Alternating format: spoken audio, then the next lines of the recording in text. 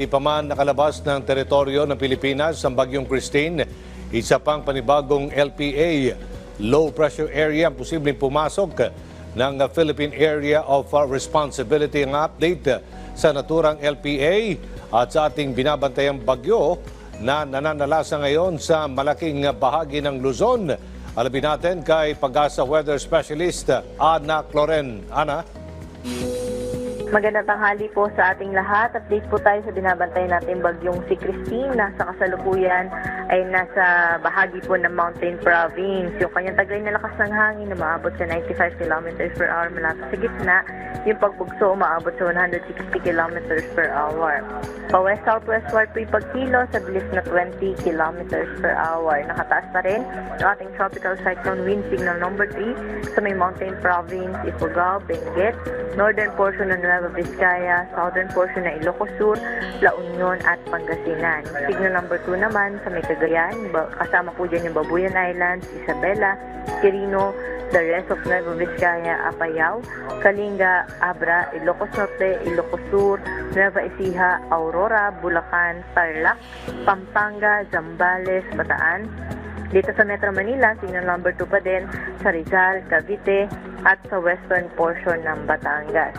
Signal number 1 naman sa may Batanes, the rest of Batangas, the rest of Laguna at Quezon, pati na rin sa Occidental Mindoro, Oriental Mindoro, Marinduque, Romblon, northern portion ng mainland Palawan kasama ang Calamian, Cuyong and Calayan Islands.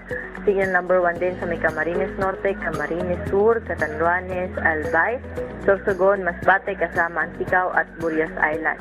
Number 1 din po sa may bahagi na Aklan, Capiz, Antique kasama ang Caluya Islands, Iloilo, Bantayan Islands, Northern Samar, northern portion ng Samar, Abilira, northern portion ng Eastern Samar at sa northwestern portion ng Leyte.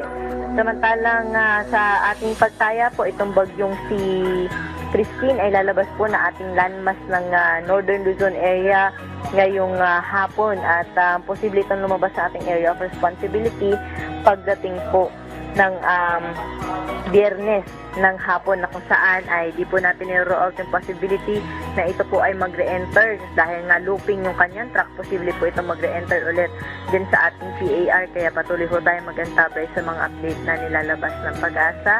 At pagdating naman po dun sa ating binabantayang LPA sa labas ng ating area of responsibility, mataas yung chance na maging isang bagyo pero sa ngayon may kalayuan pa sa ating PAR, malayo pa rin ho sa ating landmass kaya wala pa itong direkta epekto sa anumang bahagi ng ating bansa.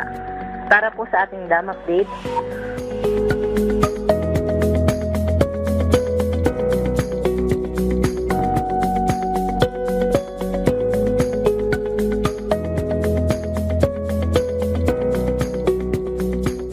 yan po yung latest dito sa The Forecasting Center. Ito po si Ana Cloren. Magandang tanghali po. Maraming salamat, Pag-asa Weather Specialist Ana Cloren.